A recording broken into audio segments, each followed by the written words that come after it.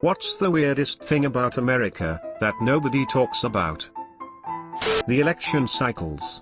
It seems as though politicians are constantly campaigning. The next election is almost a year and a half away and people are already announcing they're running for president. I am preparing my 2024 campaign right now. Didn't used to be that way. That's more of a since the second half of the 20th century thing. I'd guess this started around the time where 24-hour news cycles began with CNN and MSNBC. And I would bet money that it got amplified with the internet age where anyone with a keyboard could get a blog. As a non-American, I am always baffled about how taboo swear words are. I find it really weird how the Motion Picture Association of America doesn't allow the usage of the word f in non-R-rated movies, while in other countries these language, while rude, wouldn't be seen as something out of the ordinary for a preteen or teen to hear/use. Hell, in my country I remember some very potty-mouthed middle school teachers I had. I remember watching an episode of Mr. Robot where the swear words were all censored, but explicit drug use and the murder of a person via gunshot to the head was okay. It's funny you mention Mr. Robot because I remember the third season had a bunch of uncensored f***. The cable channels are finally kind of loosening up. But you're not wrong, it's totally ridiculous. The media isn't representative of how people actually talk.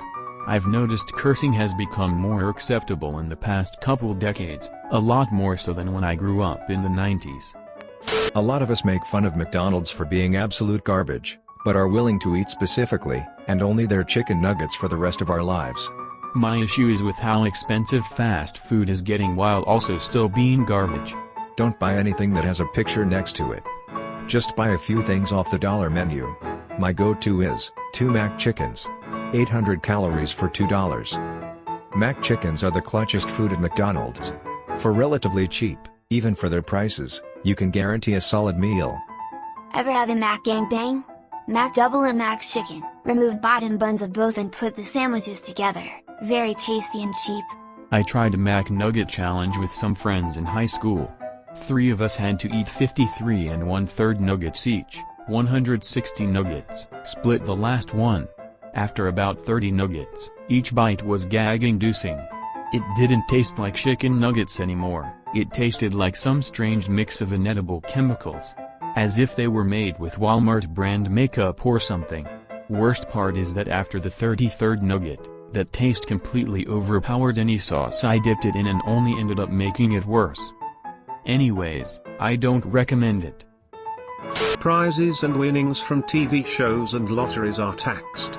It sounds fucking stupid to win $1 million on a show but only take home $400,000. Even stupider to win a car on The Price is Right and having to pay taxes on it. I don't think that's just the USA. I won a modic sum at a TV show and it got taxed. I am European. In Germany, winnings are tax-free. And in the UK. And Australia. Canada too. It has long since confused me that people find it normal to share dorm rooms with strangers. Having little to no privacy as a young adult is something I only know from former or present communist countries. Wait, universities in other countries don't do this? No, you either live in normal private apartments where everyone has their room or in students' housing, where it's kinda similar but there's way more rooms, with communal bathrooms and kitchens and dining rooms. Depends where you are. In China shared dorms are normal. India too. The fact that it's the home to both the only people who've walked on the moon, and the people who don't believe that even happened. Edit, when I said only, I was strictly referring to the Apollo astronauts. I'm well aware of the conspiracy theorists outside the US. Some lunatics live in the UK too. Source, live in the UK and have met some. There are dozens of us. That's lunacy. I'm really sure that the US isn't the only country to have moon the landing conspiracy theorists. Why is this weird? People should be skeptical of the government. I personally believe that we walked on the moon, and call people who don't believe it happened idiots. Our dates go month/day/year, rather than day/month/year. It's just to resist the globalist metric system. You know, we tried to change to the metric system in the 80s and we did, but school just didn't teach it. My school taught it. We replaced yardsticks meter sticks. Heard the propaganda about how it's better for science and business. Then they figured out it was a communist plot and returned to the imperial system. I'm an American who uses both. My job requires it. For certain applications base 12 math, inch, duodecimal, is superior. There are applications where being able to neatly divide by 2, 3, 4, and 6 are desirable. That being said, the easy conversions in metric are also fantastic. A guy from India once told me that he's amazed at how peaceful we are, given all the guns. He said that back home, if you were to give people free access to guns, they would kill another in sectarian and ethnic violence in a matter of days. Yet we let people run around with incredibly powerful weapons and, barring a few exceptions, we managed to keep our shit together. It was a perspective I'd never really considered before. Countries are different, man. Australia banned guns and everyone actually just turned them in. If you tried that shit in the US, you'd have nationwide violent protests. If by violent protests you meant 1776, Part 2, Electric Boogaloo, you would be correct. Like a bunch of dumb rednecks with small arms are going to overthrow the modern American military. The US military has been in Afghanistan fighting uneducated tribals with decades-old weapons for how long exactly? You really think the military is going to bomb an American city with no blowback? As much as people want to claim that small arms can't win against tanks, you can't live in a tank. You can't farm in a tank. You can't manufacture goods in a tank. You have to have boots on the ground, and they are susceptible to small arms. Obese kids. I'm not talking cute little kid rolls. I'm talking waddle waddle triple XL 6-year-old. They are dependent on us to feed them. How on earth did you shove that much food down their throat? Did it never occur to you that Doritos is not part of the recommendations for a healthy breakfast? But here they are, walking around. And people don't even bat an eye anymore. This kills me. I've always been a bigger boy and used to be teased about it until I grew into my Viking body. Whenever I see some poor kid at a McDonald's stuffing his face with fries and a Big Mac while slurping down a large soda, I just want to punch his parents in the face. Not only are they hurting their child's health, they are setting them up for some pretty shitty self-esteem and bullying issues in the future. I guess it's a misguided sense of love? Junk food equals happy kid. But nobody stops to think that maybe happy doesn't always equal healthy. And you're right, they're setting the stage for a lifelong struggle. Nobody seems to think that far in advance. It's child abuse. How extreme your identity politics can get. Calling someone a liberal is seen as some deep-rooted insult, while Republicans are seen as regressive conservatives and super racists, and Democrats are enlightened progressives. The tribalism has gotten really bad lately. I feel like there is a lot more that unites us than divides us, but you'd never know based on observing interactions. It's only the loud ones that are like this. The loud ones get on the news and the internet and make it look like a shit show, when it's really not. Is it just me, or have we become way more aggressive with wishing severe harm on people we know next to nothing about? It's not just you. The cognitive dissonance between the enlightened ones and their deep-seated hatred and wishing undue harm on those whom they feel are unenlightened is pretty amazing. We're the land of the free, yet, since 2016 we've had the highest per capita incarceration rate of any country on earth. For-profit prisons. How prude we are compared to other countries. I live in Idaho, and one of our representatives is trying to pass a bill that makes it so kids have to opt into taking sex ed classes. What in the actual f***? Teenagers are going to f*** and we should educate them. Keeping the truth from them won't keep them safe and healthy, you freaking idiots. Rant over. Tipping everyone, it doesn't matter how stupidly simple of a job it is, Americans insist on tipping everyone. It makes people expect it and results in people getting paid less, so they rely on it. I had no idea who to tip on my last vacation. I almost gave a sea turtle $10. How rude. Do you know how much that sea turtle works? It has 4 mini turtles to take care of.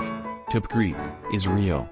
I recently heard a podcast where they were basically calling people scumbags for not tipping at counter service places. They said 10 to 15% is expected for counter service now. Since when? Saw some menu suggesting to tip 30%, laughing my ass off. Like, man. Yep. 20% went from being a very generous tip to the minimum. Now people will call you cheap for tipping 20%. Soon the norm will be 25%. Tipping for counter service? What the f? I only tip if I'm at a restaurant, and even then it's 15% max. How taboo it is to say what you earn at your workplace. Like, it's thought of that you're offending people by saying how much you earn. Everybody agrees to never say anything about their salary, and it's so weird. Because companies have worked for decades to convince us it's taboo or even illegal. Because some people make less and get upset. Not like that for federal employees. I forget the URL. But if you know a federal employee's name, you can see exactly how much that person was paid each year.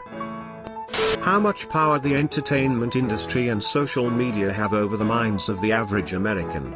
I can't remember the last time I had a conversation with a stranger that didn't involve garbage they saw on Facebook or sensationalist media.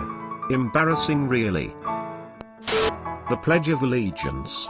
You guys stare at a flag and chant at it? And kids are forced to do that at school, and if they don't, they're punished? I don't understand the concept. It's very strange. In most countries, stuff like that only matters in national/international events, not in daily life. Pretty sure kids can't be punished for not participating, at least in public schools. I never was. I did have a teacher ask that I excuse myself during the pledge rather than just not stand. She made it clear that it was my choice and that I had the right to not participate. She was a nice lady. I'd usually just show up to class a few minutes late to miss the pledge. I was repeatedly assigned detention, and made a bit of an outcast, in school for sitting silently through the pledge, instead of standing with good posture, hand over heart, looking at the classroom flag, and reciting. At least once every year, sometimes a few times if there were ever substitutes for homeroom. To defend myself, I actually carried a copy of the Supreme Court ruling in my backpack with relevant sections highlighted. That never worked on the teachers, but the vice principals never actually approved the detention because they can't actually punish a student for respectfully abstaining. I'm sure attitudes toward the pledge vary by region, but I lived in a pretty liberal place. I'm glad it seems most other abstainers had a better experience than I did. The unusually large side gap in your toilet stall doors. Were the stalls designed with perverts in mind? Even worse, a lot of ones around me have wider stalls where the toilet is pretty much perfectly centered around the gap. I'm not American, but it's weird to me that people who have been in the army bring it up within the first few minutes of a conversation. And the only way to reply is, "Thanks for your service." I say that to teachers. I say, okay. The fact that you have to drive everywhere for everything. Yeah, I think this is detrimental. It's partially why we are so fat, and why we have such issues with polluting. Our cities, especially out west, really seem to have very little actual planning involved, so what we've gotten is a strip mall hellscape. How does anybody even afford that much gas for their car? We have a large population of poor people. Between paying outrageous prices for housing and medical bills, it's surprising when people do have money to spend on gas. We also have horrible public transportation in many places in the US, so that's rarely an option. If you live in an area that you need your car all the time, it's more likely that you live somewhere where it's relatively cheap to own or rent a place to live. I pay more to live in New York City, but have about zero car expense. Someone living in Idaho will have the opposite situation. I get this is confusing for a lot of non-Americans, but a few factors to consider. 1. We are a really big country. Like a lot of foreigners are shocked when they visit because they don't really comprehend just how big we are. I knew a Brit who came over for a visit and thought he would be able to land in California, explore the entire West Coast, then drive out and explore the East Coast in about 2 weeks. I had to explain to him just driving from LA to the Northern California border was a 14-hour drive alone. Let alone the trek across the country would take about 4 days of reasonable driving. 2. Our entire infrastructure was designed around every American owning a car thanks to the introduction of cheaply manufactured cars.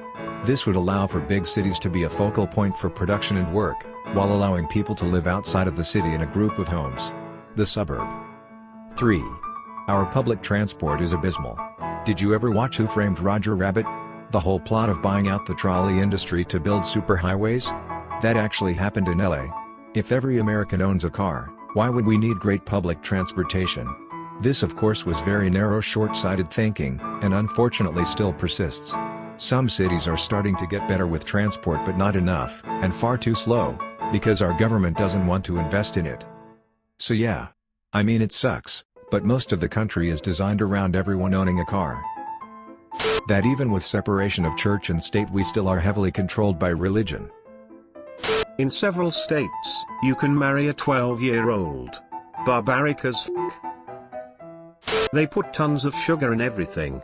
Hot dogs, dinner rolls, salad dressing, pretty much anything you can think of that really shouldn't be sweetened has some kind of sugar in it.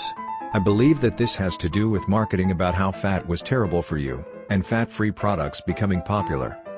Unfortunately, they replaced the fat with sugar and it stuck. Thanks for watching. Be sure to check out my other videos. Also, don't forget to like, comment, subscribe and ring the notification bell.